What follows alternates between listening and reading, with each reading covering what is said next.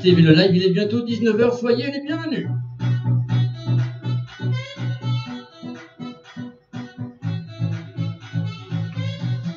Je rassure tout le monde, on va vous laisser le temps de vous connecter. Ce soir, on a un grand monsieur, je vous le dis moi. Notre invité sera Lou Lévis. Alors, je vous rappelle pour les gens qui nous suivent que nous sommes cross-postés sur nos 21 pages, nos 3 groupes, et en direct live YouTube et Facebook.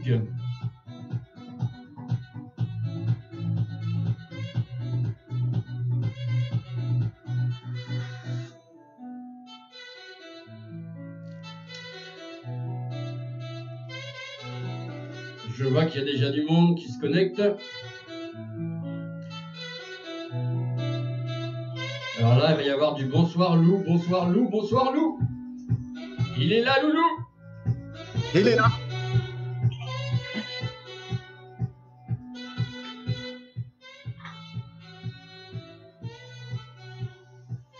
Allez, vous le savez, c'est une coutume chez nous. Je vais vous passer le petit générique d'ouverture et on retrouvera Gérard par téléphone qui va nous présenter l'invité et qui nous dira aussi pourquoi.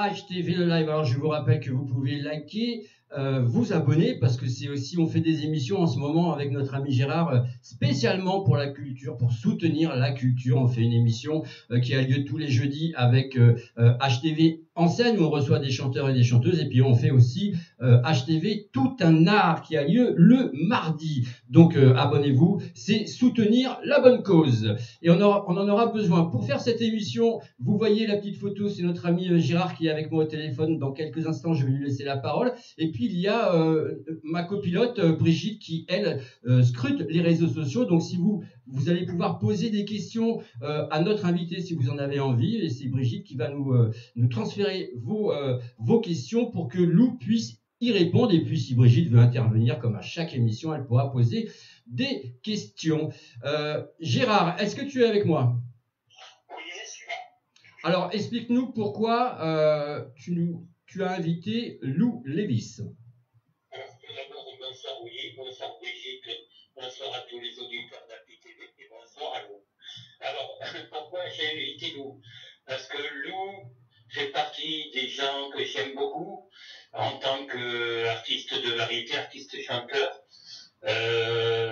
Il a la fibre Nougaro fond dans les veines, mais il sait tout chanter aussi, donc c'est toujours impressionnant de les écouter, ces artistes qui chantent avec leur cœur, leur tripes. Ils me font régaler et je l'aime beaucoup. Donc voilà pourquoi il est là ce soir. Et vous allez voir, c'est un bon moment passé en sa compagnie. Et vous verrez, vous irez plus tard sur son groupe, sur son perso pour le voir, pour voir ses vidéos. Et puis surtout, quand ils seront tous prêts à aller sur scène, à les voir sur scène. En vrai, quand ils chantent à côté de nous. Exactement, voilà. Exactement. Mais c'est ça qu'il va falloir faire, mais on ne sait pas quand on va le faire. On va attendre un petit peu, mais ils vont arriver quand même. être positifs, et puis on les aime, ces artistes, et ils font tout ce qu'ils peuvent pour nous faire plaisir. Alors à nous de le leur rendre par nos commentaires, nos petits cœurs, tout ce qu'on veut. On est là pour ça. Et Lou a le sourire, et le voit, il est extraordinaire, cet homme-là. Il est resplendissant et en grande forme. Merci Gérard, on va te laisser pour regarder aussi, parce que je rappelle que Gérard, il fait pas que, il fait la programmation, mais aussi il vous répond si vous avez des petits messages, bah, c'est lui qui est en charge de vous répondre. C'est exactement pareil, on va présenter des CD de notre ami Lou Lévis que vous allez pouvoir vous procurer. Bah là c'est pareil, si vous posez la question, ce sera Gérard qui va vous répondre si vous êtes intéressé pour acheter les différents albums que Lou va nous présenter en fin d'émission. Merci Gérard, à tout à l'heure. Allez, merci. Voilà, alors attendez, parce que je précise à tout le monde, parce qu'on des fois on a des questions, nous on fait du vrai direct, donc il peut se passer vraiment tout dans cette émission, tout. Je vous assure, donc je vais faire très attention au son, parce que j'ai déjà fait 2-3 petites erreurs, et puis n'hésitez pas dans vos commentaires. On va attendre que ça se connecte plutôt pas mal, Brigitte, ou pas là?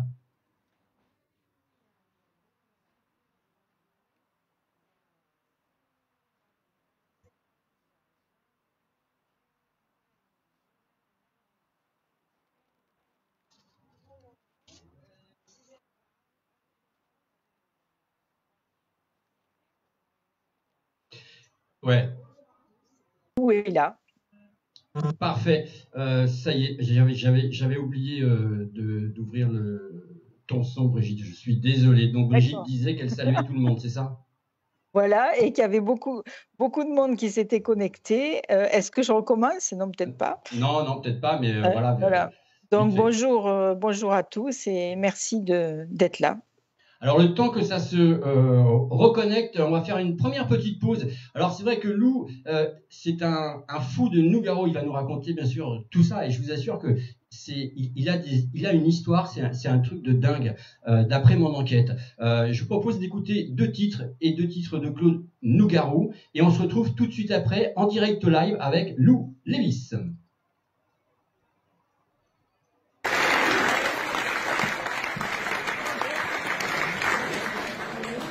Maestro.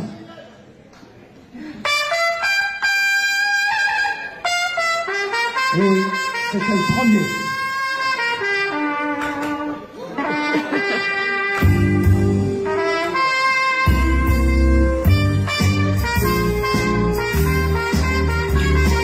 Armstrong, je ne suis pas noir, je suis blanc de peau. Quand on veut chanter l'espoir, quel manque de peau. Oui, je peux voir le ciel, l'oiseau, rien ne lui là-haut, les hommes, zéro, je suis blanc de peau.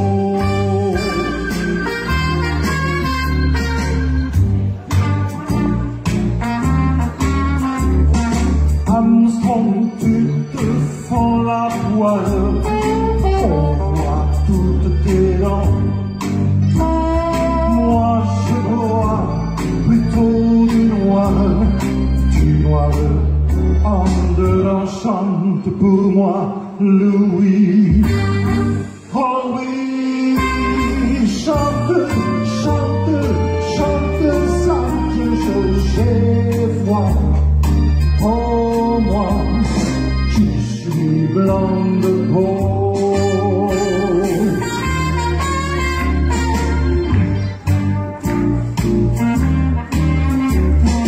Armstrong, la vie, quelle histoire, c'est pas très marrant. Qu'on l'écrive blanc sur noir, ou bien noir sur blanc. On voit surtout du rouge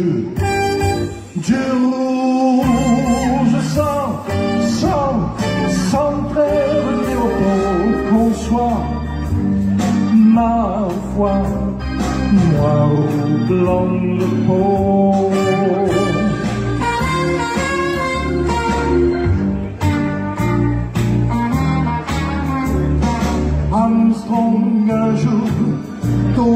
noir, on n'est que les autres. Est-ce que les tiens sont noirs? Ce serait rigolo. Alléluia, Alléluia. Au-delà de nos oliveaux, noir et blanc, sans ressemblant, comme deux gouttes d'eau.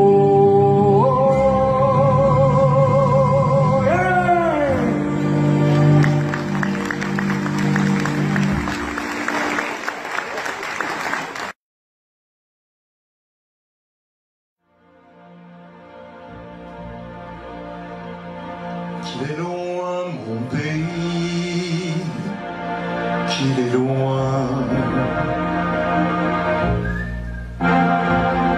Parfois au fond de moi se ranime l'eau verte du canal du Midi. Et la brique rouge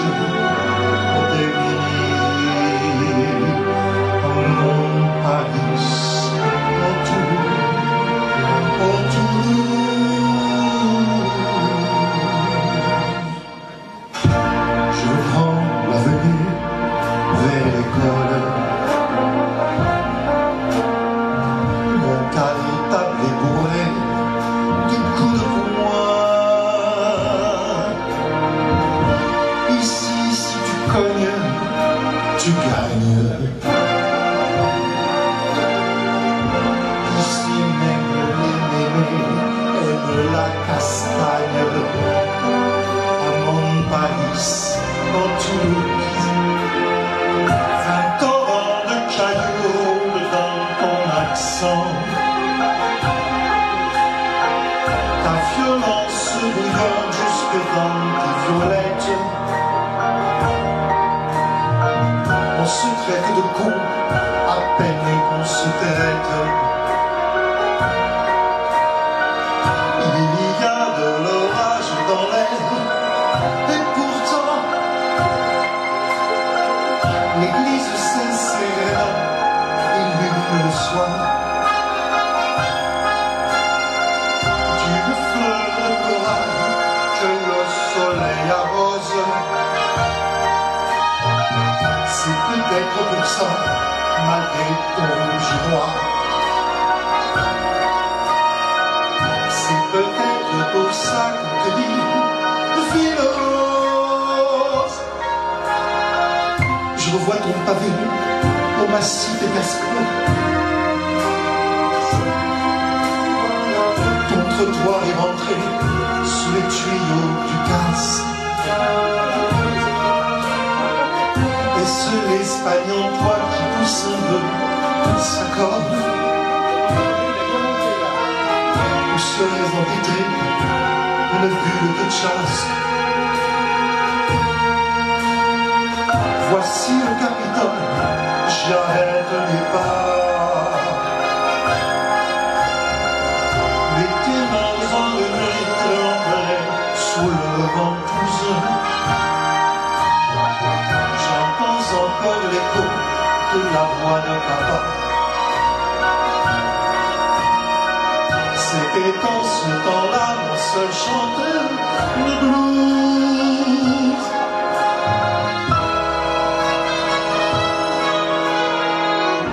Aujourd'hui tes buildings grimpent haut.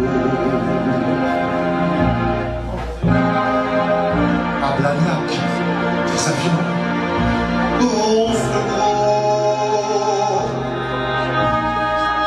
Si l'un ne me ramène sur cette ville,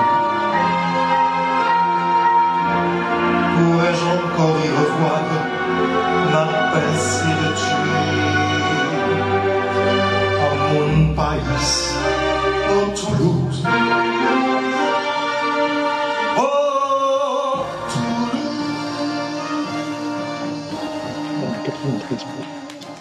Toulouse, interprété par Lou Son. Lévis.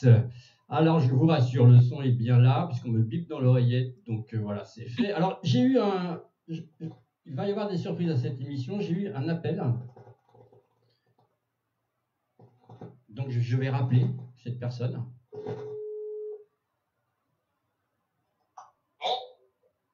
Allô? Oui, Alain? oui. Alain Seba qui est en direct avec nous. Tu m'as téléphoné. Là, tu es en direct live. Hein. Pardon? Tu es en direct live. Ah, ben bonjour tout le monde alors. Bonjour. Bonjour. Bonjour Lou. Bonjour Alain. Bonjour mon copain. Voilà. Ah voilà, vous êtes des grands copains tous les deux.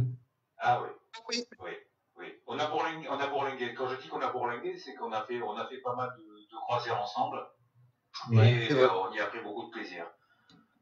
Chez notre ami Hyper Gossi. Voilà.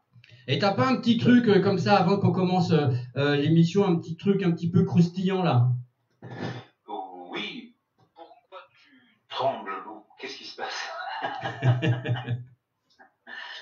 Non, je voulais simplement ajouter de l'eau à son moulin parce que c'est un garçon qui est d'une gentillesse, hormis la chanson, hein, en copain, en ami, c'est un gars qui n'hésite pas à faire des choses pour s'arranger. C'est pas un métier facile. Et donc on se serre les coudes. Et c'est vrai que c'est une personne qui m'a aidé. Donc je l'en remercie beaucoup. En plus de ça, c'est un gars, c'est un biker. On a un point commun. On a un point commun, demi-point commun, je veux dire, parce que c'est un biker, mais lui, il est Harley Davidson. Voilà. Et on n'a pas la même écurie. Mais bon, on est quand même tous les deux motards et je sais que sa moto, dernièrement, enfin, pas si longtemps que ça, il a eu un petit accident de moto, sa moto était foutue. Eh ben, son plaisir, ça a été de remonter sur la selle et puis de racheter notre mécane. Il a une passion pour les Harley. Bon, tant pis pour lui, hein, c'est pas grave. C'est pas grave. Mais le seul point où on est concurrents, c'est là-dessus. Moi, je suis japonaise et lui, il est Harley Davidson. Mais c'est un grand monsieur. Voilà, je voulais le dire aux gens qui ne le connaissent pas trop, ou s'ils ne le connaissent pas, je peux déjà annoncer que c'est quelqu'un de bien. Voilà, c'est quelqu'un qui a un talent fou, qui a fait beaucoup de choses avec son idole, et il a vécu une vie bien remplie.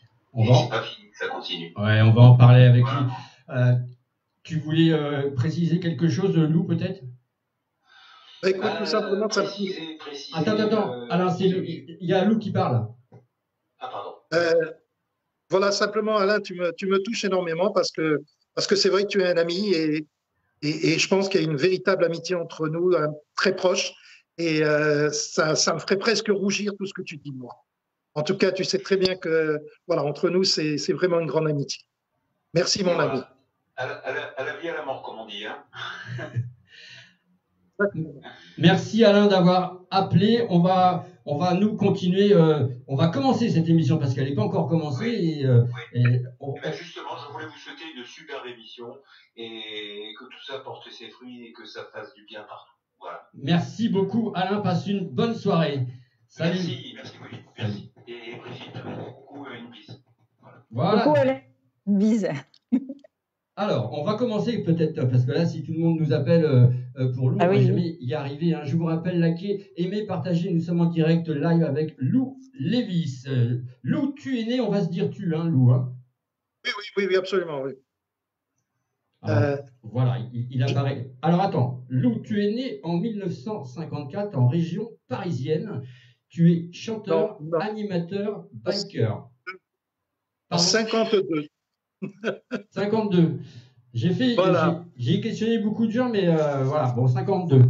Je vais corriger hein, quand même. Hein. Mais en même temps, si tu veux me rajeunir, ça ne me pose aucun problème. Oui, parce que tu les fais pas.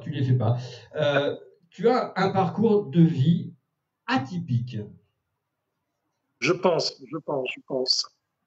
je pense. Alors, atypique et pas facile. Alors, on va aller du côté. Bon, tu étais à Paris.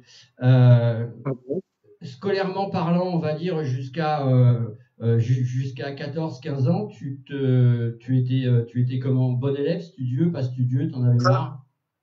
J'ai eu une adolescence très, très particulière. Alors, en 2 mots, Ouais. tout simplement, j'ai perdu mon père, j'avais 12 ans. Donc, ensuite, si tu veux, les choses se sont complètement. Ça a dégringolé, tout simplement. Et à 15 ans, tout simplement, je suis parti. Je suis parti vivre ma vie. C'est toi 15 qui as ans. décidé de partir tout seul ou c'est ta maman qui t'a mis dehors? Alors, bon, c'est plutôt ma mère qui m'a dit bon, voilà, je ne peux plus, donc vis ta vie. Donc, je suis parti à 15 ans. Je suis parti à 15 ans et tout ce que j'ai fait ensuite, ça a été vraiment en tant qu'autodidacte. Hein. C'est-à-dire que je me suis réellement, réellement construit avec des expériences, parfois avec des problèmes, de gros problèmes, et puis souvent avec une certaine volonté, parce que voilà, j'avais envie de survivre tout simplement. Hein. C'était à l'époque, Mais mai justement, 68, j'avais 16 ans. justement, quand on a 15-16 ans, comment on fait pour survivre? Eh ben, écoute, on fait un Est-ce petit qu'on peu. fait des petits trucs des fois un petit peu pas très honnêtes? Bon, des petites choses, hein, ça n'a jamais été très. Mais c'est vrai, des petits chapardages, des petites choses comme ça, oui, ça m'est arrivé. Ça m'est arrivé, c'est vrai. Bon, cela dit, maintenant, il y a prescription, donc il n'y a plus de soucis. Exactement, exactement. Disons que j'étais un gentil Gavroche, voilà. Et comme mai 68 a un petit peu m'a bercé, puisque j'avais 16 ans quand mai 68 est arrivé, donc ça m'a un petit peu bercé aussi, un petit peu dans ce côté liberté, libertaire, révolte, voilà, en disant, voilà, j'ai envie de faire ce que je veux et je le ferai. Donc, Voilà, j'ai fait c'est ça, ça veut dire que toi, déjà, tu savais, petit, que tu voulais être chanteur, animateur, ou plus animateur? Non, non, pas du tout. Pas du tout. J'ai toujours été un petit peu, on va dire, quelqu'un qui aimait les planches, hein, qui aimait le cinéma, qui aimait le théâtre, etc.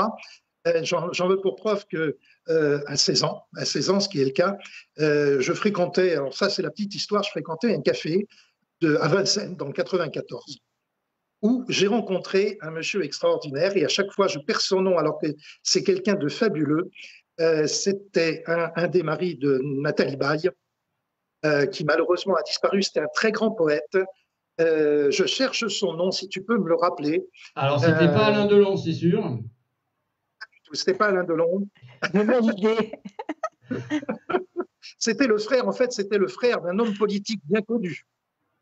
Ah, alors là, il faut Voilà. interroger mon ami Google. Voilà, en fait, non, c'était le frère de Philippe Léotard. Voilà. Ah, ben il y a peut-être quelqu'un qui va nous le mettre dans les commentaires d'ailleurs. Ça. Et il s'est passé la chose suivante, je l'ai rencontré, on était au bar tous les deux, pour ne rien dire, on était au bar tous les deux, et un jour il me dit, bah, écoute, ce qu'on va faire, on va aller à Joinville, puisqu'à l'époque, il y avait les studios de Joinville, et on va essayer de faire de la figuration, pour gagner quelques sous, hein, bien évidemment. Et je suis parti avec lui pour essayer de trouver des petits rôles. Alors, j'ai dû en faire un ou deux comme ça, mais alors vraiment, j'étais tout petit et vraiment tout derrière. Lui, visiblement, a beaucoup mieux réussi, parce que c'était un type absolument extraordinaire, avec une grande générosité. Donc voilà, ça c'est la petite histoire de mes 16 ans. Et puis ensuite, bien sûr, voilà, c'est donc François Léotard. Hein. François Léotard, un très grand poète et un très très grand bonhomme. Qu'on salue voilà. S'il nous regarde, François, amitié. Si jamais. Malheureusement, oui. Là, lui, il nous a quittés. Et donc, il nous regarde de là-haut, je pense. Oui. Et alors, et alors après arrivent tes 20 ans. Qu'est-ce qui se passe à tes 20 ans? Là, c'est un tournant de ta vie quand même. Mes 18, 19 ans, 20 ans, où là, je pars à l'armée. Je pars à l'armée pour deux raisons. La première raison, c'est que je me dis, si tu pars pas à l'armée, peut-être que ça va mal tourner. Voilà. Donc, et j'avais rencontré ma première femme. J'avais rencontré ma première femme qui était israélienne et je suis parti en Israël, tout simplement, à l'armée. Voilà. Et où j'ai vécu 5 ans là-bas. Voilà, donc l'armée, les guerres, hein, les choses comme ça. Et au bout de 5 ans, je suis revenu en France. Voilà, je suis revenu en France parce que d'abord, je ne pouvais plus rester là-bas, je n'en avais plus envie. J'en avais marre de l'armée, j'en avais marre de la guerre, j'en avais marre de tout ça. Et donc, je suis rentré en France. Et là, j'ai découvert le théâtre. Découvert le théâtre. Et je suis entré dans une troupe de théâtre. Alors, au début, une troupe communautaire amateur. Et puis ensuite, ça s'est très rapidement changé en professionnel, oui, en professionnel, puisque j'étais engagé dans une troupe, je faisais mes répétitions, je touchais des répétitions, etc. Et j'ai commencé petit à petit, effectivement, à devenir intermittent du spectacle, les fameuses intermittences du spectacle. Hein. Ça a été ce début où j'étais très heureux, très, très heureux sur les planches. Et voilà, ça a été une belle période de ma vie. Mais ça m'a permis surtout, de rencontrer un super grand bonhomme qui s'appelle Claude Nougaro. Alors justement, comment tu l'as rencontré? C'était dans une boulangerie, dans un café, c'était quoi? Non, Claude Nougaro, on ne le rencontre pas dans une boulangerie, on le rencontre plutôt dans un bar-restaurant. Alors l'histoire est très belle, je trouve, puisque je sortais du théâtre. Après avoir joué une pièce, une comédie, une très grande comédie où on rigole beaucoup, L'étudiant de Tchekhov. Tu vois, c'est le genre de truc où quand tu sors de là, tu as vraiment envie de t'éclater parce que sinon c'est clair. Sinon tu pleures. Et donc j'avais mes habitudes en fait dans le quartier Mouffetard, hein, et j'ai rencontré Claude dans un restaurant, un café-restaurant qui s'appelle, je ne sais plus s'il existe toujours, le Bateau Ivre. Le Bateau Ivre. Et c'était presque prémonitoire, puisque du Bateau Ivre, j'en suis ressorti à 5 heures du matin, complètement ivre avec Claude, parce qu'on avait fait la fête toute la soirée. Et c'est là où, effectivement, j'ai compris que je voulais chanter. Je lui ai posé la question, il m'a dit, mais oui, il n'y a pas de souci, on peut chanter. Tout le monde peut chanter. Et je lui ai expliqué que j'étais comédien. Il m'a dit, c'est très simple. Hein. Une chanson, c'est simplement une pièce qui dure 5 minutes. C'est tout. Ou 3 minutes. C'est pas autre chose. Après la voix, évidemment, il faut avoir une voix, mais si on a cette vision, déjà dans un premier temps, eh bien, on chante bien parce qu'on joue sa pièce. Voilà, on joue sa chanson. Voilà. Et ensuite, c'est lui qui m'a permis de faire ce métier, tout simplement. Et pendant beaucoup de temps, j'ai été avec lui, alors je le suivais à droite, à gauche, etc. Il y a eu des moments où, effectivement, il n'était pas là puisqu'il est parti à New York, il est revenu, etc. Et puis, quand il a rencontré Hélène, il était aussi un petit peu plus sérieux parce que Hélène le rendait un peu plus sérieux, pas trop, mais un peu plus. Et voilà, donc les choses ont perduré, mais j'étais toujours un peu avec lui, à droite, à gauche. Je l'ai accompagné sur des scènes, je l'ai accompagné en choriste, j'ai fait un petit peu tout. Voilà. Et je travaillais de mon côté également. Tu travaillais où, Bien pardon? Je travaillais dans les cabarets, je faisais un petit peu des shows, hein, puisqu'il fallait bien que je mange aussi. Donc, hein, tu étais dans ce petit milieu, quoi. Voilà, tout à fait. Où j'ai eu l'occasion de faire de très belles premières parties, parce qu'évidemment, on m'a présenté, etc. Donc, j'ai fait de très belles premières parties. Ça a été disons, 15 ans de ma vie, il y a à peu près un petit peu plus de 15 ans, fabuleuse, assez fabuleuse, parce que j'ai rencontré beaucoup de gens. Là, tu avais quel âge? Tu avais 20 ans? Écoute, quand j'ai démarré, je l'ai rencontré, j'avais 24 ans, 25 ans. Ça a vraiment démarré pour moi vers 26 ans. 26 ans, où ça a vraiment démarré. Et ensuite, voilà, j'ai continué ma route. Hein. J'ai continué ma route.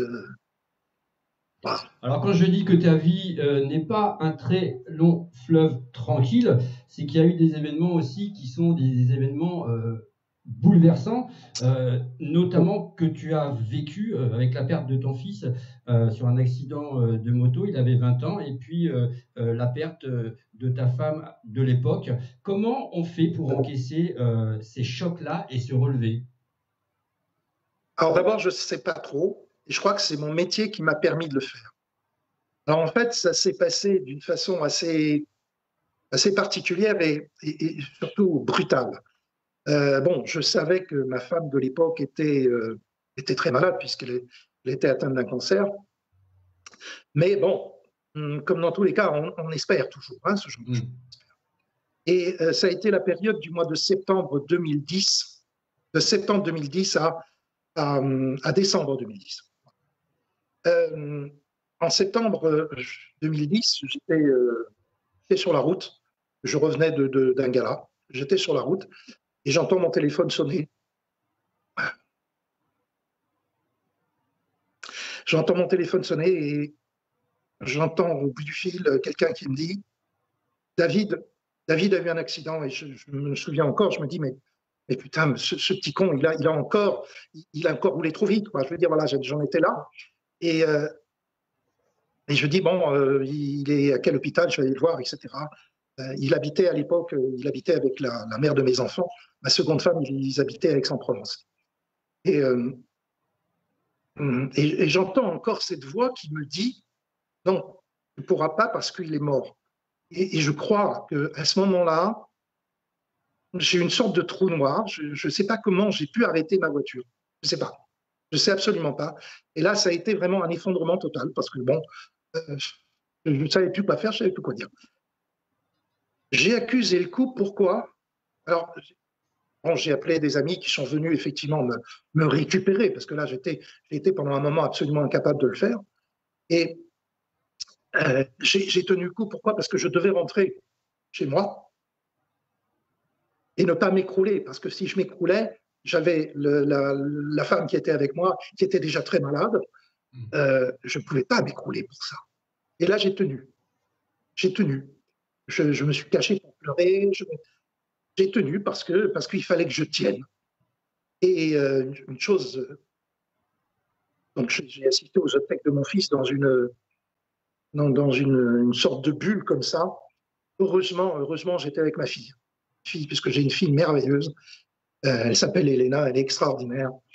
Et elle était enceinte, ça lui a employé un terme, elle était vraiment enceinte jusqu'aux yeux à cette époque. Donc il fallait aussi tenir tout ça. Tout ça. Je suis rentré, alors on a l'impression que c'est du Zola, mais voilà, j'ai tenu, je ne sais pas pourquoi, je ne sais pas comment. Je suis rentré, je rentre des obsèques, je reçois un coup de fil du médecin de ma femme qui me dit qu'il ne savait pas ce qui s'était passé et qui me dit voilà, malheureusement, votre femme est perdue. Oh. Et là, je suis resté comme ça, mais il me dit je ne comprends pas, c'est ce qui se passe, alors je lui ai expliqué. Et donc, j'ai tenu pendant tous ces mois. J'ai tenu tous ces mois en disant tout va s'arranger, tout va être bien, il n'y a pas de souci, tout va bien. Et donc, cette femme est décédée le 31 décembre 2010 à 16h, alors que j'étais en pleine répétition à 300 km de là pour un spectacle que je faisais avec ma troupe. Et j'ai continué à faire le spectacle. Ma troupe m'a dit arrête. Je dis non, j'arrête pas, je continuerai parce que c'était une artiste également. Donc cette femme était une très grande artiste d'ailleurs, une très très grande interprète de Piaf. On peut regarder sur les Facebook, elle s'appelle Christa et c'était une très grande interprète de Piaf. Voilà. Et ensuite, après le 31, je me souviens, j'avais une tournée de 8 jours. J'ai fait cette tournée. Alors, je ne sais pas comment, mais je l'ai faite. Je l'ai faite et puis tout m'a tenu. Je ne sais pas comment j'ai résisté, mais j'ai résisté. Parce qu'il me fallait, parce que j'avais ma fille, parce que mon petit-fils est né un mois après, est né au mois d'octobre. Donc, il fallait que je tienne tout ça, il fallait que je sois fort, tout simplement. Voilà. Et ça a été vraiment un moment très dur de ma vie. Ouais. Et c'est grâce aussi à ce métier que j'ai tenu, parce que comme il fallait être sur scène, voilà, il faut le faire. Ouais. Thomas Gohan, et c'est vrai. Et c'est vrai, on se rend compte que c'est vrai. Voilà. Je vous rappelle qu'on Désolé, on va passer, mais voilà, c'est ma vie. Non, mais quand je dis que Lou Lévis a une vie atypique, c'est qu'il a vraiment une vie atypique et c'est franchement moi je te tire mon chapeau. Ce que je vous propose, c'est que je vous incite à aimer, liker, partager et abonnez-vous à notre page, et puis on va faire une petite pause pour que Lou il y a quelques questions même. Pardon, quelques questions, il faudrait peut-être de temps en temps excuse-moi. Excuse-moi, vas-y Brigitte. Donc, oui, il y a pas mal de questions. Alors, ton histoire a beaucoup ému, mais il y avait des questions avant de Mimi Sourire qui demandait quand est-ce que tu irais à Paris et si tu allais chanter à Paris, surtout de lui faire signe. Ce sera avec un grand plaisir. Alors, je suis un petit peu comme tous mes amis artistes, hein, on est tous comme ça. On va un petit peu où on nous appelle, et ça sera avec un grand plaisir que je remonterai sur Paris. Même s'il y a des embouteillages, c'est pas grave. Et je préviendrai.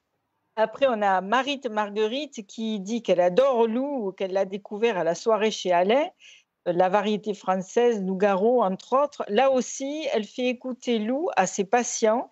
Et pour ça, merci. Et perso, j'adore sa personnalité. Et puis après, bon, on a beaucoup de commentaires qui admirent ton courage et puis qui disent que Nougaro te colle à la peau. Voilà, ça me touche beaucoup parce que mon but d'abord, c'est de donner du plaisir aux gens, hein, c'est de leur apporter quelque chose. Et je crois que c'est le but de tous les amis artistes que je connais, en tout cas que j'aime et que je connais, d'apporter du plaisir aux gens. Et je suis toujours très touché parce que j'ai un peu de mal à comprendre de recevoir autant. Tu vois, c'est un truc très particulier parce que on se dit, voilà, on fait son métier, on apporte du plaisir, mais quand on reçoit, ça fait vraiment beaucoup, beaucoup de plaisir. Et on se dit, mais est-ce que je le mérite vraiment? Et on est toujours un petit peu comme ça. Ah, on reçoit quand on donne aussi. Alors, il y a quelque chose aussi, je termine, hein, Willy, je sais que tu es pressé. Il y a JP Clou qui dit « Hello, bise à mon ami Lou Lewis, avec qui j'ai fait ma première photo rue des Poireaux à Paris. J'aimerais savoir s'il s'en rappelle. » En tout cas, ça, je vais rien.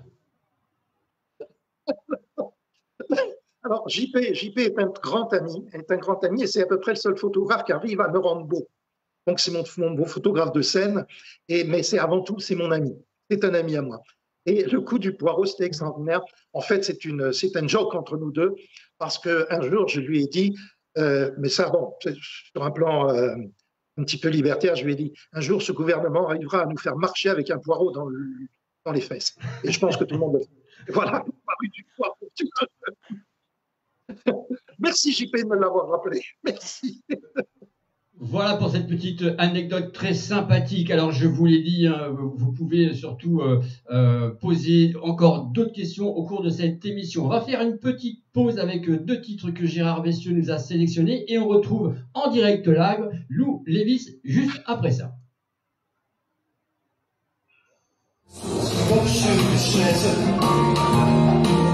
Une tête là sur un tapis. Nous les coureurs à sa méritante, nous les dangers, je suis nous les là. Je suis chaque fois que l'on renifle la piste fraîche du jupon, pour un baiser, pour une gifle, sans fatiguer, nous repartons.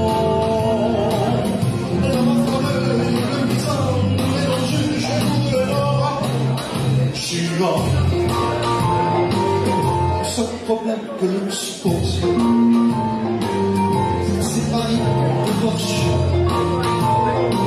c'est comme ça qu'il de choses, c'est comme ces grains de nylon, c'est pas toujours un enfant qui a dans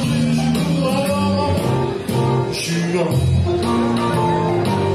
Le mannequin, la manucure, la dactylo, l'hôtesse de l'air, tout est bon pour notre pâture.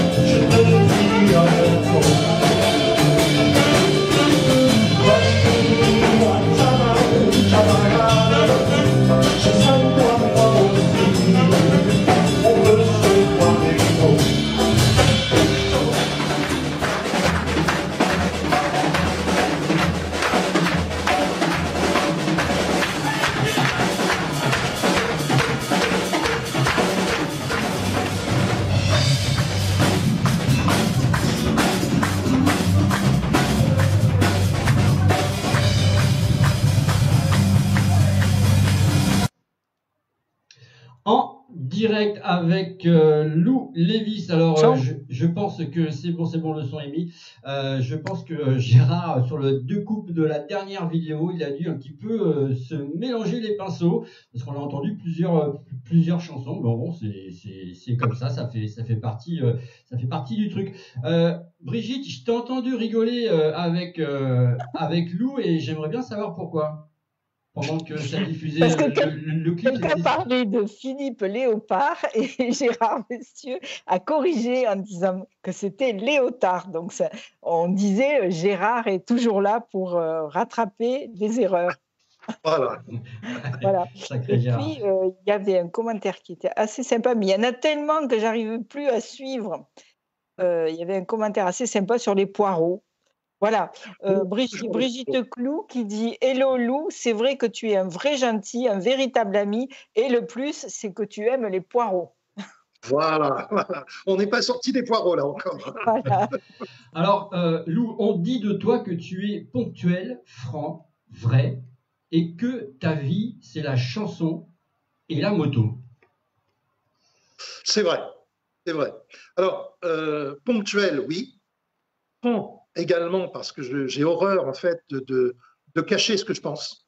C'est-à-dire que c'est un défaut, peut-être une qualité, mais aussi un défaut. C'est-à-dire que quand je pense que quelqu'un est un con, je le dis. Je lui dis et je ne prends pas de détour. Parce que je trouve ça ridicule, d'abord. Et je pense que c'est mieux que les choses soient bien carrées au départ. Alors, la chanson, oui, parce que c'est ma vie, parce que c'est mon métier, parce que je la vis, et quand je suis sur scène, c'est là où je suis vraiment heureux. Je suis très heureux sur scène. Je trouve que c'est un métier fabuleux parce que c'est le seul métier, enfin je pense en tout cas, c'est un métier où quand je pars, moi j'ai la banane. Et c'est quand je ne travaille pas où j'ai pas la banane, quoi. C'est clair. Je suis heureux d'aller travailler. La moto, alors la moto, c'est une grande histoire parce que ça fait longtemps, très longtemps que je fais de la moto et j'ai toujours aimé cet esprit biker. Alors biker, c'est pas seulement une moto, hein, c'est pas seulement Harley. Bon, j'aime beaucoup les Harley, mais c'est pas seulement Harley. C'est un esprit. C'est un esprit de famille, c'est un esprit d'entraide, c'est un esprit de loyauté et c'est un esprit de respect. Voilà. Je crois qu'on a fait un peu le tour de cet esprit. Voilà, tout simplement. Il paraît que tu es aussi. Moi, j'avais une question, moi. Est-ce que tu aimes Toulouse? Alors, quand même, quand on est fan de Figaro, on doit aimer Toulouse. J'aime Toulouse, j'aime certains quartiers de Toulouse. Voilà. C'est-à-dire qu'en fait, le Capitole, Saint-Cernin, le tour du Capitole, oui, j'aime. Par contre, et voilà, on va dire que je suis un peu nostalgique, mais moi, c'est l'ancien Toulouse qui me manque. C'est ce Toulouse festif, mais festif de la bonne façon. Aujourd'hui, malheureusement, Toulouse est devenue une ville fort insécure. Il n'y a plus du tout de sécurité dans cette ville. On fait un peu tout et n'importe quoi dans cette ville. Donc, je suis un peu moins amoureux de Toulouse aujourd'hui, mais je suis amoureux de l'ancien Toulouse. Et c'est pour ça que quand je chante Toulouse, je dis toujours à mon public, je vais essayer de vous emmener, de vous emmener à Toulouse, de vous faire un peu découvrir ce Toulouse que j'aime. Et que Claude adorait. On dit aussi de toi, je reviendrai vers toi, Brigitte, pour d'autres questions. Hein. On dit de toi que tu es très protecteur des personnes que tu aimes. Pourquoi tu ris? Oui. Alors, on me le reproche. Alors, c'est surtout ma compagne actuelle qui me le reproche. Elle me reproche parce que je suis hyper protecteur. J'ai toujours l'impression que j'ai besoin d'être là pour protéger, pour empêcher des problèmes. Alors, elle est parfaitement autonome. C'est une dame absolument, une femme absolument autonome qui est beaucoup plus forte que moi, même sportivement beaucoup plus forte que moi. Mais en même temps, voilà, il faut que je protège. Alors ça, c'est mon défaut. Peut-être parce que je n'ai pas suffisamment protégé. J'ai l'impression peut-être de ne pas avoir suffisamment protégé mes enfants, simplement. Par rapport à ce que tu as vécu. Ça peut remonter par rapport à ce que j'ai vécu, par rapport à mon métier, par rapport à ce que j'ai vécu. Je pense que j'aurais pu plus les protéger. Bon, tout simplement parce que j'ai divorcé de la mère de mes enfants. Enfin, c'est plutôt elle qui a divorcé de moi, mais bon, c'est pas le problème. Et j'étais pas là vraiment pour les protéger en tant que papa. Et Voilà, j'ai l'impression maintenant, je pense que je reproduis sur ma compagne aujourd'hui ce que j'ai pas fait avec mes enfants. Voilà, tout ça. Alors, parle-nous de cette grosse gamelle que tu as eue il n'y a pas très longtemps d'ailleurs. Oui, il n'y a pas très longtemps, en fait, c'est pas une grosse gamelle, hein, c'est tout simplement un truc. Et j'ai eu, je crois, j'ai eu trois accidents de moto. Et c'est une expérience un peu traumatisante parce que les trois accidents ont été des accidents qui n'étaient pas de ma faute. À chaque fois, alors le premier accident, tout simplement, j'étais un feu rouge et on m'a carrément traversé la route, on m'a tapé dans la jambe, enfin bref. Le second accident, eh bien, c'était une plaque de gasoil qui avait été déposée par un camion. Voilà. Ouais, ça glisse. Et le troisième accident, le dernier, donc qui a eu lieu au mois de février dernier, 2020, j'étais arrêté derrière une voiture qui laissait passer un piéton. Alors j'étais tranquille, hein, j'étais détendu, mais et c'était dans mon village en plus, j'étais détendu. Et tout simplement, une jeune femme est arrivée derrière, ne m'a pas vu, pourtant, je pense que je suis assez imposant, ne m'a pas vu et n'a pas freiné, mais carrément rentré dedans, par l'arrière, ce qui fait que je me suis retrouvé pris en sandwich entre les deux voitures. Et il paraît, alors que j'ai fait un bond en l'air, etc. Et je suis retombé sur le dos. Et j'ai eu une chance absolument inouïe, c'est que je n'ai rien eu, ou presque rien. Bon, toujours des douleurs, j'ai des douleurs. J'ai eu une fracture d'une vertèbre, un problème au coccyx, etc. Mais rien de vraiment très grave. Alors que la moto était transformée en accordéon quasiment. Hein. Et pour une Harley, puisque c'était une ancienne Harley, donc une Harley vraiment en acier, il fallait vraiment taper fort dedans. Voilà. Donc, et rien ne m'empêchera de remonter sur une moto, ça c'est clair. Alors on va revenir à la musique avant de repasser du côté de Brigitte si elle a des questions. On va parler de ta rencontre avec Pascal Sevran. Alors ça a été une rencontre tout simplement, beaucoup d'artistes. Je crois que beaucoup d'artistes que je connais sont passés une ou deux fois chez Pascal Sevran, voire plus. Bah. Et en fait, c'était surtout avec ma femme, donc qui est décédée, qui était une grande interprète de Piaf et qui a été donc Pascal lui a demandé de chanter dans une de ses émissions et donc j'ai été après un peu coopté pour chanter. C'était très sympathique, c'était des émissions très sympathiques, un peu trop fabriquées à mon goût, mais fort sympathiques. Pascal Sevran était un professionnel hors pair,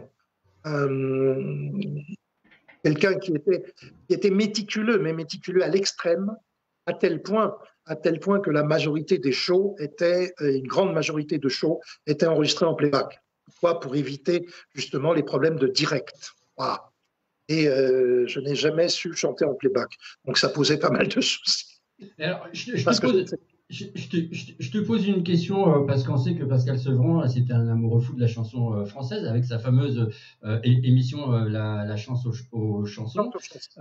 Est-ce que aujourd'hui en 2020, est-ce que ça manque des émissions comme ça pour défendre la chanson française ? C'est quoi ton point de vue là-dessus ? Absolument. Si tu veux, dans cette période, dans toute cette période des années, on va dire, des années 80, de 80 jusqu'à 90, je ne sais plus, 92, quelque chose comme ça, 90, il y avait des émissions où on pouvait entendre de la chanson française.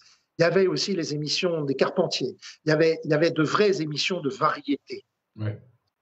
Et aujourd'hui, on n'a plus ces émissions de variété, où on les a dans des formats un peu particuliers. Alors, il y en a un qui reste un peu, c'est Taratata, donc qui arrive à faire chanter en live, etc. Mais où la chanson française n'est pas toujours mise à l'honneur. Mm. Alors bon, on va me traiter de,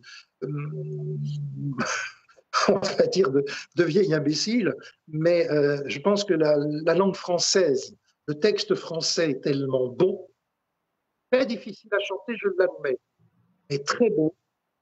Pourquoi ne pas chanter en français ? Aujourd'hui, alors on peut comprendre que les chanteurs actuels veulent faire des carrières internationales, on peut le comprendre. Mais Aznavour, chanter en français, a quand même fait une carrière internationale. Hein, et le texte, ça c'est quelque chose d'extraordinaire. malheureusement, quand on entend des chansons en anglais, les textes ne sont pas toujours au rendez-vous. Ah oui, si on les traduit, c'est sûr qu'on peut être surpris. On est bien d'accord, ne sont pas toujours au rendez-vous. Donc, oui, je pense qu'effectivement, ces émissions manquent parce que d'abord, ça pouvait mettre à l'honneur aussi des chanteurs qui n'étaient pas des têtes d'affiche. Tout à fait. Parce qu'aujourd'hui, si on n'est pas une grande tête d'affiche, on a un peu de mal. Hein. On a un peu de mal. C'est sûr, c'est sûr. Comment promouvoir une chanson? Je l'ai expérimenté il n'y a pas très longtemps avec une chanson qui s'appelle Troubadour éternel, dont on parlera, je pense. Pour la faire passer sur les ondes, c'est quasiment impossible, sauf avoir beaucoup d'argent. Ah, mais ça, on n'accepte pas toujours de payer pour passer sur les ondes. Oui. Ah, moi, je précise que depuis que je fais ces émissions-là avec Gérard, je reçois alors des quantités, c'est impressionnant, d'artistes que je connais pas, hein, qui m'envoient leur clip YouTube, etc., pour le partager, pour le machin. Mais il y a un engouement, c'est un truc de dingue. Tu parlais justement, toi, de cette chanson Troubadour éternel. Ça représente quoi cette chanson pour toi? Ah ben, ça représente d'abord une amitié, un grand moment et une chanson fabuleuse. Parce que la chanson a été écrite par Rikun. Qu'on connaît bien et qu'on salue, Rikun. On l'a déjà fait passer plusieurs fois en interview, et voilà. C'est un garçon bon, on le connaît pour ses tubes, la vache, un petit Ricard dans un verre à ballon, mais c'est un véritable poète. Et un jour, nous étions, et je me souviens, on était à Saint-Onès, pour ne pas le nommer, invité par André Blanès, voilà, qui est un monsieur aussi extraordinaire. Alors, ces derniers 10 ans, j'ai fait des rencontres. Alors, j'aimerais en parler parce que vraiment, j'ai rencontré des gens extraordinaires. Et nous faisions le Téléthon à Saint-Onès. Donc, un plateau d'artistes extraordinaires. Alain était là, il y avait plein d'artistes extraordinaires. Et Rikun également était là. Et puis, on fait le show, chacun fait ses 2 chansons. Et Rikun, en descendant de scène, j'avais chanté du Nougaro avant, il me dit, écoute, j'ai une chanson pour toi.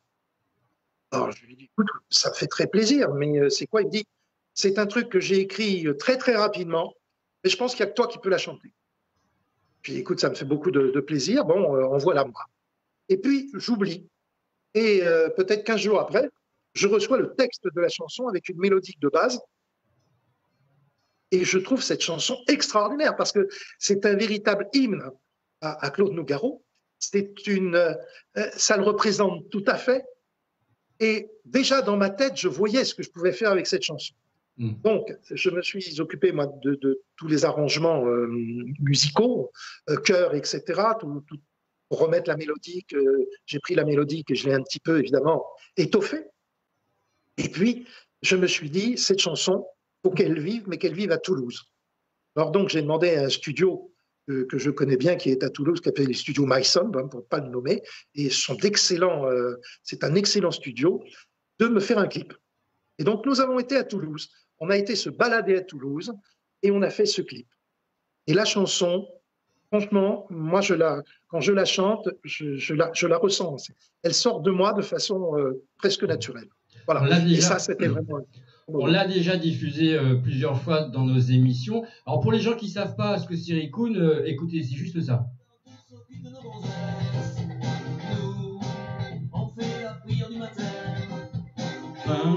Un verre à ballon de Rikun. Voilà. Mais en plus, c'est très très très sympa toutes ces chansons. Brigitte, est-ce que tu as encore quelques questions avant que je passe deux nouvelles Pas chansons? des questions, non, mais il y a beaucoup de personnes qui apprécient énormément. Je suppose ta compagne Christine qui disent elle est super, c'est une adorable compagne. Enfin bon, plein de très belles choses sur Christine. Et puis on parle de marche nordique. Alors, est-ce que tu fais de la marche nordique? Je fais aussi de la marche nordique grâce à Christine.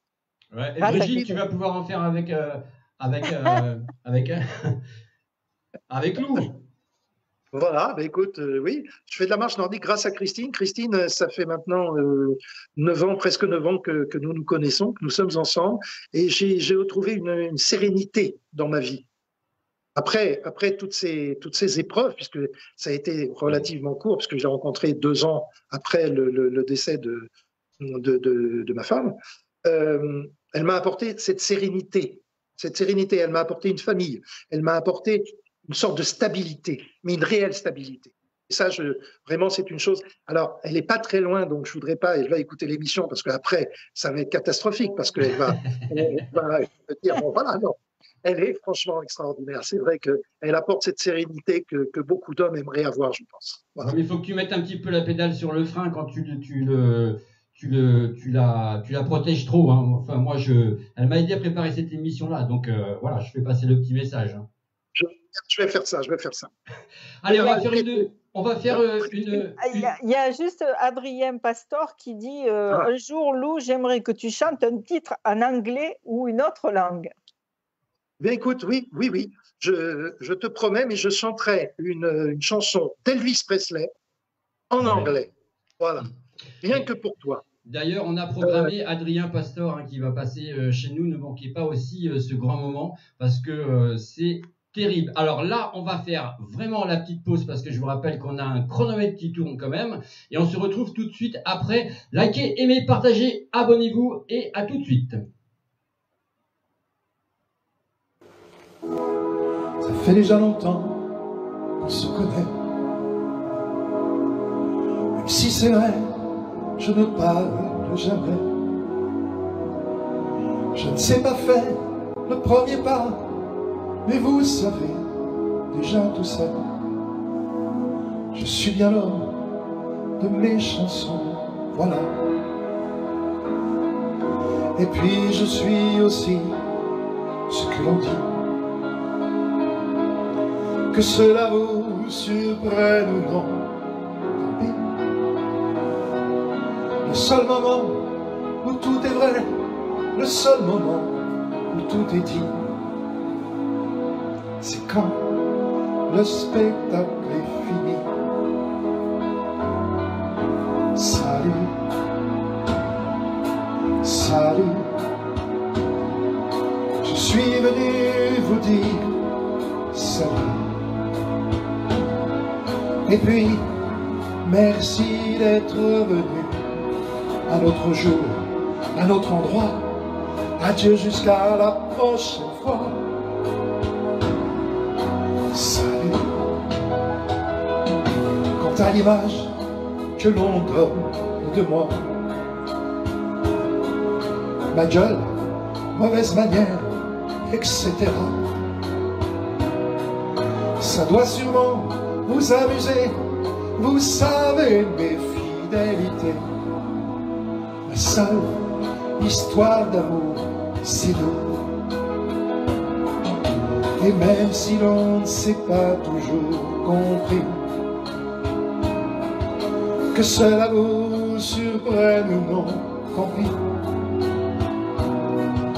Les grands moments que nous avons ne sont pas seulement les chansons. C'est quand le spectacle est fini. Salut, salut, je suis venu vous dire salut. Et puis, merci d'être venu, un clin d'œil entre vous et moi. Bien sûr que l'on se reverra. Salut. Merci mes amis, merci à vous. Merci d'avoir été là si nombreux. Je suis tellement heureux de savoir que je suis un peu peut-être dans vos cœurs. Merci. Je ne sais pas aujourd'hui ce que mes amis artistes vont faire des lives, je ne sais pas quand. Alors surtout, regardez bien les réseaux sociaux et puis éventuellement regardez sur mon site, parce que sur ma page, parce que je les annonce toujours bien sûr. En tout cas, je vous souhaite une très très belle soirée, très très belle fin de soirée. Merci à vous et puis je le redis, à bientôt, à bientôt. Merci, je vous aime. Au revoir. Au revoir, merci. Au revoir.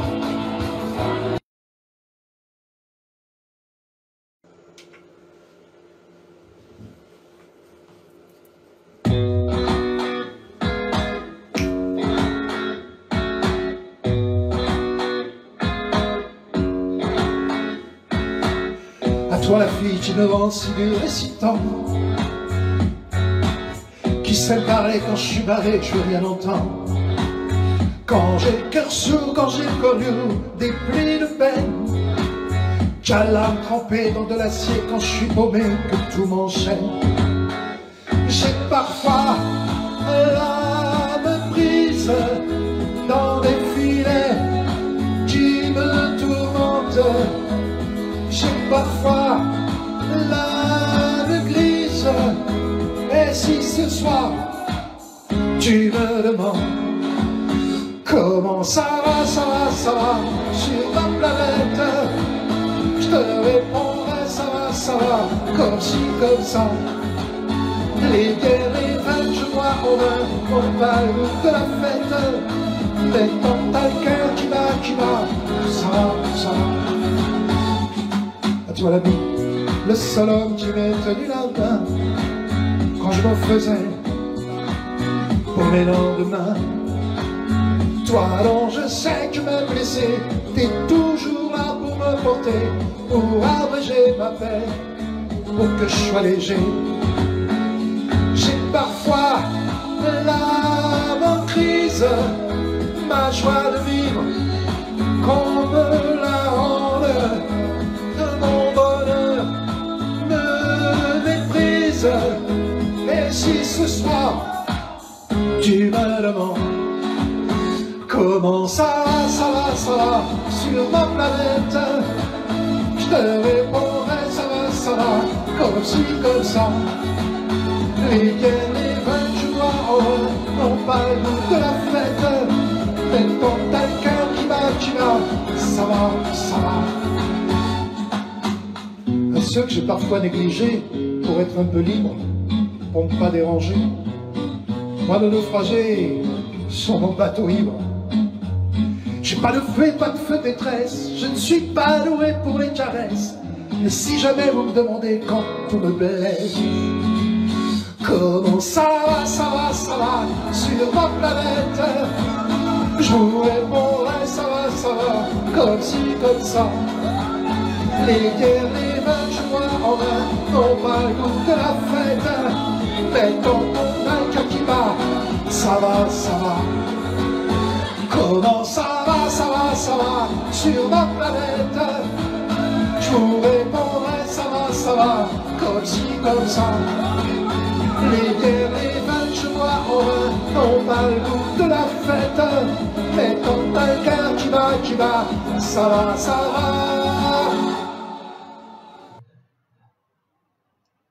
En direct live avec notre ami Lou Lévis. C'est bon, j'ai mis le son. J'ai l'oreillette qui va craquer à force de... Alors, attendez, je fais juste une petite manipulation. Voilà, likez, aimez, abonnez-vous. Et pour soutenir nos artistes ici présents, on passe un super moment avec nous. On apprend on découvre un personnage et je suis sûr que ce qu'il nous a révélé aujourd'hui, ce qu'on a appris sur lui, très peu de personnes le savent. On sait que tu es un bon vivant, que tu aimes la vie. Oui. Peut-être un peu trop d'ailleurs, parce que, comme je disais tout à l'heure, j'ai un abdominal et c'est vrai que c'est celui qui me gêne le plus, mais j'aime la vie, je pense qu'il faut la vivre. Je suis réellement un épicurien. Alors, voilà, je précise que les deux titres que les gens ont vus, ce sont des titres que tu as, ce sont tes lives que tu fais chez toi, puisque, bien sûr, cette période, beaucoup d'artistes font des lives et c'est vraiment bien parce que ça permet de garder ce contact-là avec son public et puis de faire découvrir aussi à un autre public. Donc, c'est très intéressant à voir. Donc, voilà, même si des fois les qualités d'image sont pas top, mais en tout cas, on entend très bien et ça passe très, très bien. Est-ce que tu es un peu matérialiste? Franchement, pas trop, non. Si tu veux, je pense que t'aimes bien garder l'argent. T'aimes bien les objets? Alors, j'aime bien certains objets, oui. Oui, je vois où tu veux en venir.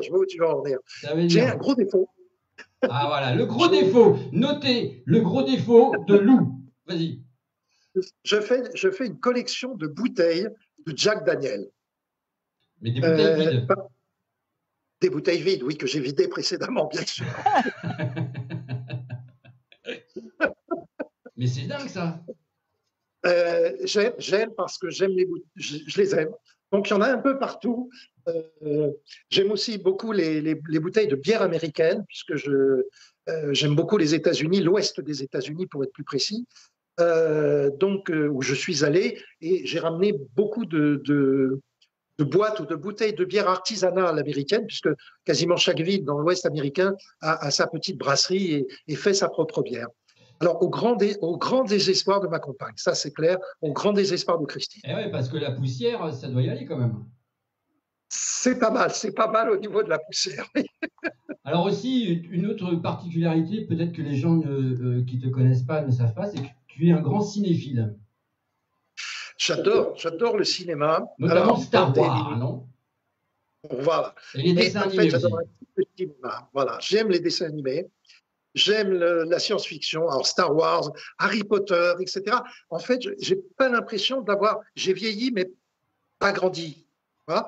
J'ai réussi à devenir vieux sans être adulte.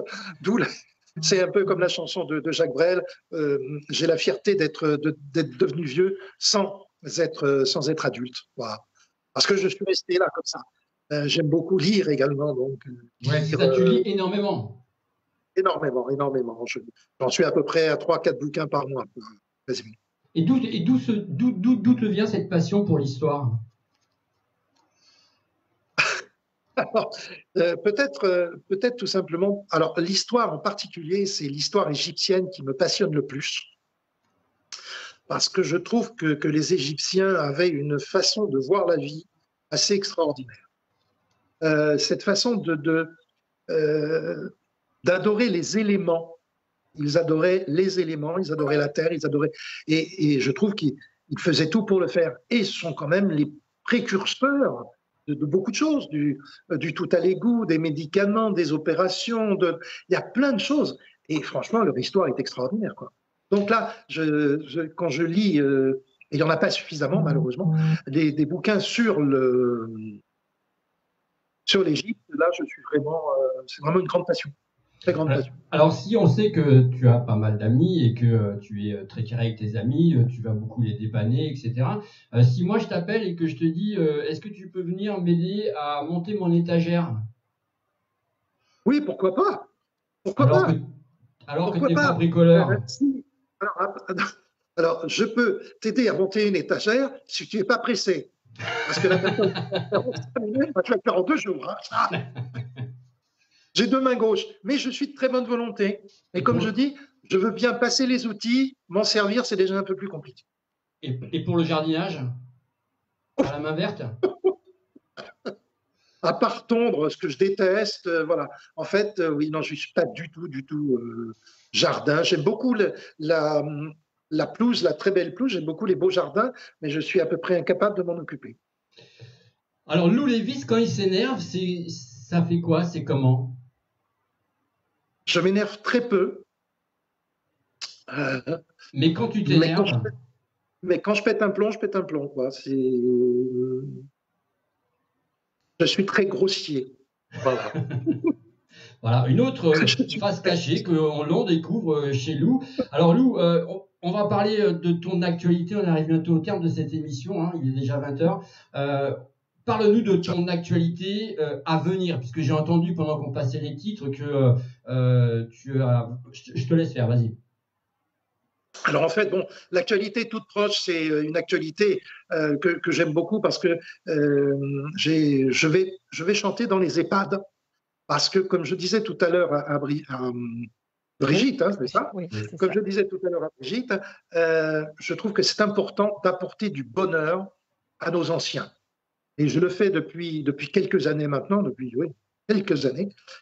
Parce que je trouve que c'est important de leur apporter. Et je leur fais un show comme si je faisais un show devant 500 personnes. Hein. Je ne chante pas moins, je fais un show d'1h30 classique, et voilà, ça me fait plaisir. Et demain, j'ai la chance d'aller chanter. Et ça me fait un grand plaisir. Alors ça, c'est ce qu'il y a de tout proche. Et puis maintenant, oui, le fait d'être sur scène, j'espère qu'on me retrouvera un petit peu à droite à gauche cet été, hein, ça c'est important. J'essaie de monter, alors là, ça peut intéresser peut-être des gens qui nous écoutent, j'essaie de monter des coproductions avec des associations ou des mairies. et pour faire un plateau d'artistes, donc essayer de voir avec eux, de faire des coproductions, c'est-à-dire qu'eux s'occupent de la salle, moi je m'occupe de toute la partie évidemment artistique, hein, avec les artistes, et après on se partage les bénéfices, enfin les recettes, etc. Mais ça c'est à voir. Mais ça c'est ce que j'essaie de faire au mieux. Et pour l'année prochaine, bon, parce qu'on n'a aucune visibilité. C'est ça le gros problème, aucune visibilité. Et ça, c'est le pire. Même si on téléphone, même si on a des contacts avec des mairies ou avec des comités des fêtes ou avec des théâtres ou avec toutes sortes de gens, ils nous disent « Ah ben non, on ne sait pas. On ne peut pas prendre de décision, on ne sait pas. » Et ça, c'est dramatique. C'est dramatique parce qu'on ne voit pas le bout. On ne voit pas le bout. Et évidemment, comme beaucoup d'artistes, hein, je suis aussi indépendant maintenant, puisque je ne suis plus intermittent du spectacle, je suis indépendant. C'est compliqué. S'il n'y a pas de gala, il n'y a rien, hein, c'est clair. Oui. Hein. Donc, c'est important, et ça, c'est un appel que je lance, il faut qu'on voit une visibilité. Quoi. Et tous mes amis artistes ont le même problème. Hein. Je discute avec eux, ils ont le même problème. Voilà, hein. Bon, après, évidemment, là, je voulais parler de deux albums que j'ai commis.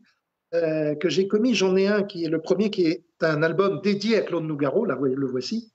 Il s'appelle Lou Lewis chante Nougaro, un titre très original, mais ça veut bien dire ce que je veux dire. Donc c'est un album de 10 titres où je chante effectivement tous les grands standards de Claude Nougaro. Alors je précise quand même que quand je chante Nougaro, j'essaye, je ne veux pas que ce soit du cover, c'est-à-dire que ce n'est pas de l'identique. Je refais systématiquement toutes les orchestrations et je le chante de façon différente. Voilà, ça c'est une. Mais tout en restant évidemment avec cette essence que Claude avait et cette façon de faire que Claude avait. Parce que heureusement, malheureusement ou heureusement, il y a du mimétisme. Hein. On ne peut pas, quand on vit avec quelqu'un par la pensée ou comme ça, il y a du mimétisme, hein, c'est clair. Voilà. Donc ça, c'est une chose. Et j'ai également commis un second album qui s'appelle Troubadour éternel. Le voici. Troubadour éternel, c'est une photo. Alors, j'aime beaucoup la photo parce qu'elle a été prise à Capri. Voilà. C'est une photo qui a été prise à Capri, où nous étions avec toute une bande d'artistes, hein, Alain, etc. Et donc, Troubadour éternel, c'est le titre de la chanson, bien sûr, Troubadour éternel, mais également, eh bien, j'interprète beaucoup de titres différents, hein, au hasard, bien sûr. Alors, chose extraordinaire, d'aventure en aventure, de Serge Lama, en duo avec une chanteuse qui a une merveilleuse voix.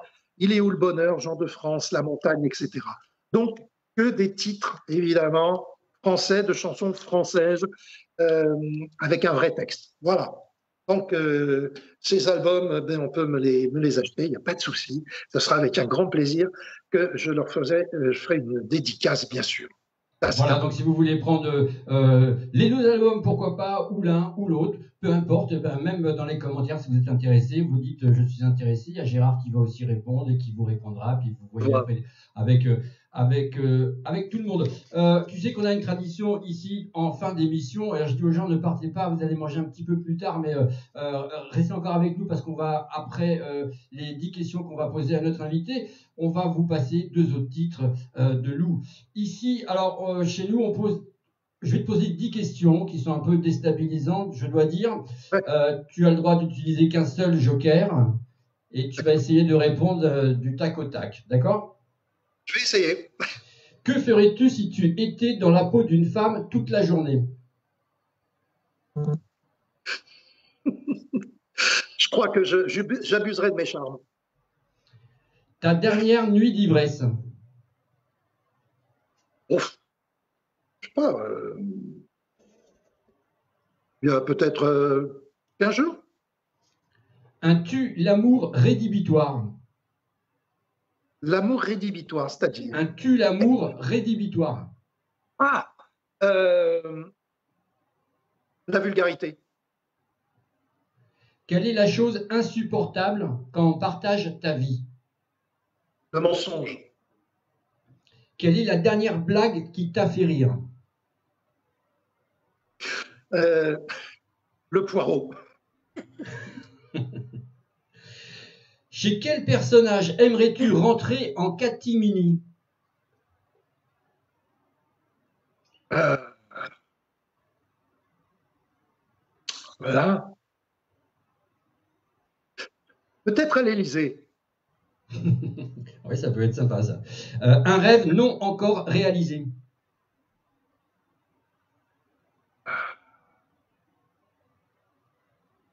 Tellement de rêves encore non réalisés.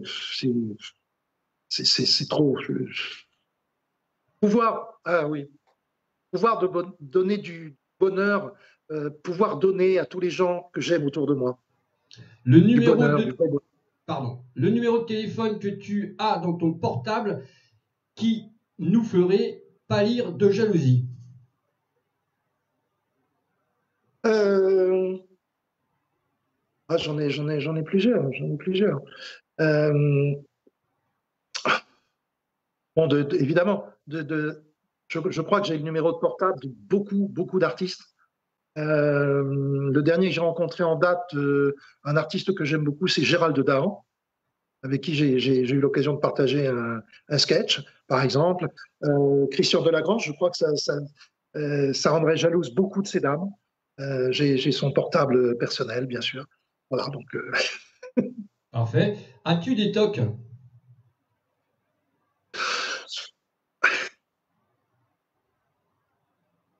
Chercher les bouteilles. Collectionner les bouteilles? Je crois pas. Non. Quel est ton dernier coup de gueule? Ce matin, en écoutant les informations. Quelle est la question que tu aurais aimé que je te pose?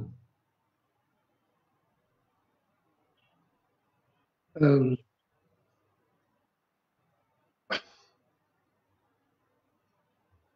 Joker, j'en sais rien. Franchement, j'en sais rien. Bravo, merci beaucoup. On peut l'applaudir. Moi, j'ai applaudi Lou parce que franchement, c'était top. Merci. C'était top. Je sais que des fois, c'est pas évident. On va faire un petit, avant de se quitter en musique, bien sûr, avec deux autres titres de Lou. On va faire. Oui, vas-y, Lou. Juste un petit peu, en deux mots, hein. Je voudrais remercier tous les gens que, d'abord, vous remerciez tous les deux. Vous remerciez tous les deux parce que vous faites une émission superbe.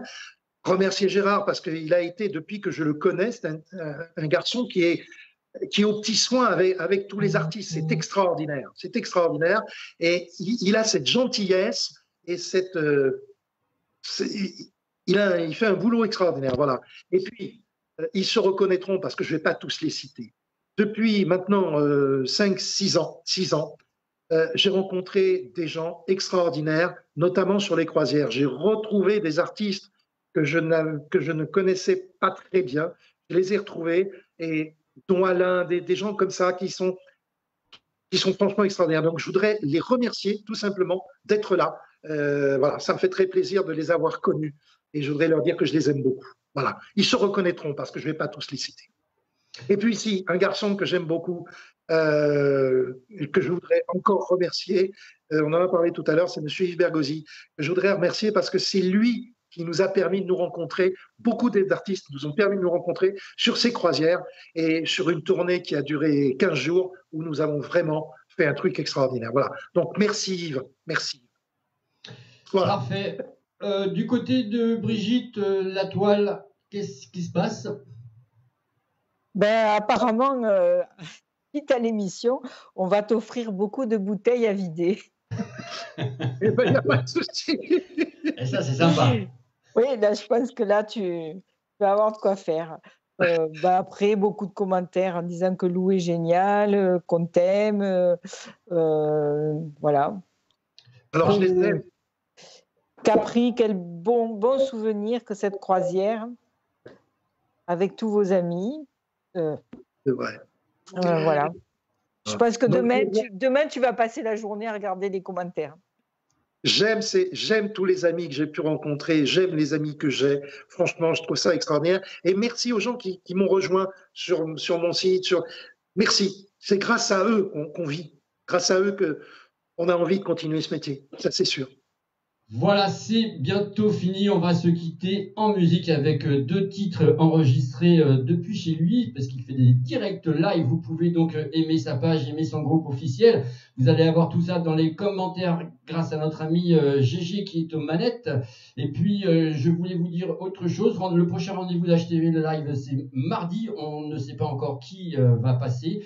On va un peintre ou un sculpteur, on ne sait pas. On est en train de, enfin, Gérard est en train de chercher tout ça et il se démène largement là-dessus. Ce que je voulais vous dire d'autre, écoutez, c'est tout. Aimez, likez, partagez, abonnez-vous pour aider un petit peu la culture, ça fait du bien. Merci beaucoup aux gens qui m'ont aidé à préparer cette émission, notamment la compagne de Lou, Corinne, que je remercie, que je salue, Patricia, que je remercie. Christine, pardon, mais moi j'ai un problème avec les noms à chaque fois. Donc c'est Christine, pardon.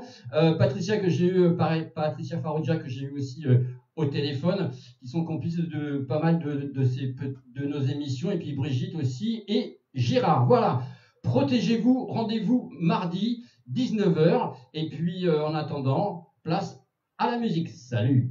Merci Willy, merci Brigitte, et ciao à tout le monde. Maintenant, que vais-je faire de tout ce temps? Que sera ma vie de tous les gens qui m'a dit faire? Maintenant, je vous ai parti de ces nuits.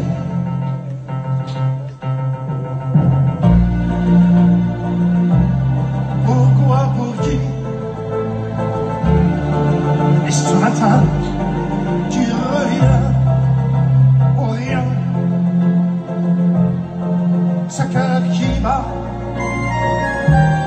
pour qui, pourquoi? Qui bat trop fort, trop fort. Et maintenant, que vais-je faire? Vers quel néant glissera ma vie? Je vais tuer la terre entière, mais la terre, sans vous, c'est petit. Vous, mes amis, soyez gentils. Vous savez bien, je n'oublie rien. Même à Paris, je crève d'ennui. Toutes ces rues me tuent. Et maintenant, que vais-je faire? Je vais en rire pour ne plus pleurer. Je vais brûler mes nuits entières.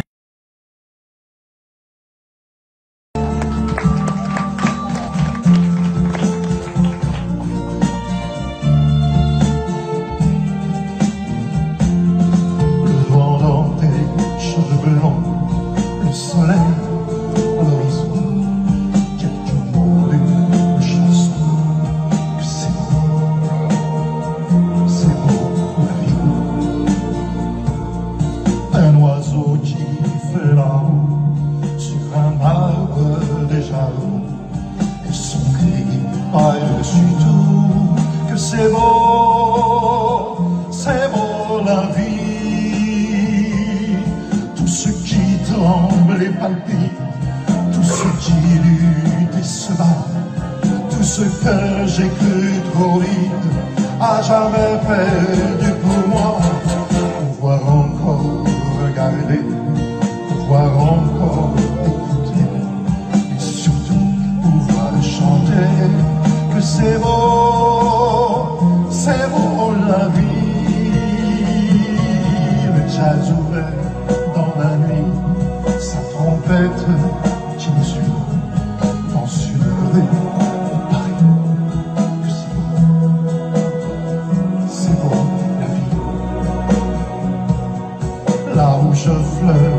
éclater, le néon qui fait trembler nos deux ombres étonnées, que c'est